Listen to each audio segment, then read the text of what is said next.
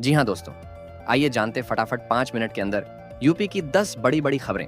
उत्तर प्रदेश की पेट परीक्षा आज शुरू हुई। पहली पाली में लगभग 76% उपस्थिति दर्ज की गई। परीक्षा केंद्रों पर आर्टिफिशियल इंटेलिजेंस आधारित निगरानी तकनीक का इस्तेमाल हुआ। लखनऊ, कानपुर और झांसी में कुल 10 सॉल्वर पकड़े गए। परीक्षा में 13 लाख से अधिक अभ्यर्थी शामिल हुए। प्रशासन ने विशेष ट्रेनों और नियंत्रण कक्ष की सुविधा दी। युवा रोजगार की उम्मीदों और परीक्षा की पारदर्शिता पर यह परीक्षा अहम मानी जा रही है। मेरठ में पुलिस ने ऑपरेशन शस्त्र चलाकर 3 हथियार तस्करों को पकड़ा। मुठभेड़ में 2 बदमाश घायल हो गए। कार्रवाई में स्थानीय पुलिस और केंद्रीय एजेंसियों की टीम शामिल रही। चुनाव से पहले कानून व्यवस्था पर सवाल उठ रहे थे। प्रशासन का दावा है कि ऐसी कार्रवाई अपराध को रोकने और जनता का विश्वास मजबूत करने के लिए की जा रही है। मथुरा और वृंदावन के मंदिरों ने 7 सितंबर को पड़ने वाले चंद्र ग्रहण को देखते हुए दर्शन का समय बदल दिया है। बांके बिहारी मंदिर सुबह 5:30 से दोपहर 12:30 बजे तक खुला रहेगा, जबकि द्वारिकाधीश मंदिर ग्रहण तक दर्शन के लिए उपलब्ध होगा। भक्तों के लिए विशेष आरती और दर्शन व्यवस्था की गई है। धार्मिक परंपरा और प्रशासनिक तालमेल का यह खास उदाहरण है। वाराणसी में आज अचानक तापमान बढ़कर 36.6 डिग्री सेल्सियस पहुंच गया। यह सितंबर में अब तक का सबसे ऊंचा स्तर है और सामान्य से करीब 4 डिग्री ज्यादा है। हवाएं 20 किलोमीटर प्रति घंटा की रफ्तार से चल रही हैं। मौसम विभाग ने अगले कुछ दिनों में बारिश की संभावना बेहद कम बताई है। बढ़ती गर्मी का असर लोगों की दिनचर्या और ऊर्जा खपत पर साफ नजर आ रहा है। बिहार की राजनीति में नया मोड़ आया है।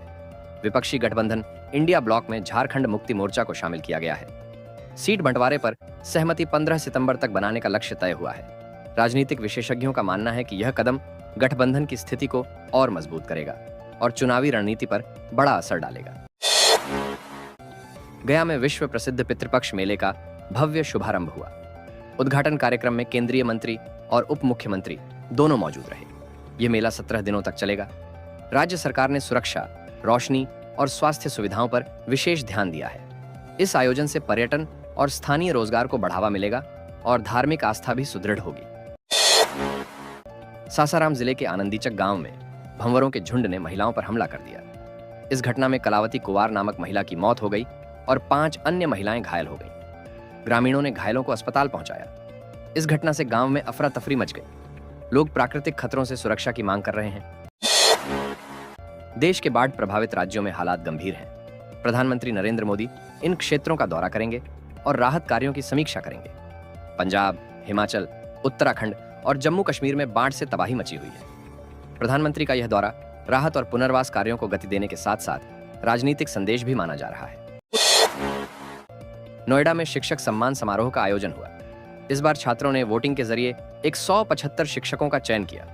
उप मुख्यमंत्री ब्रजेश पाठक समारोह में मुख्य अतिथि के रूप में मौजूद रहे। यह आयोजन शिक्षा क्षेत्र में लोकतांत्रिक भागीदारी और समाज में शिक्षकों के महत्व को और अधिक रेखांकित करता है। अमेरिका के पूर्व राष्ट्रपति डोनाल्ड ट्रंप ने बयान दिया है कि हमने भारत और रूस को चीन के पक्ष में खो दिया है। इस टिप्पणी ने भारत अमेरिका रिश्तों पर कूटनीतिक बहस छेड़ दी है।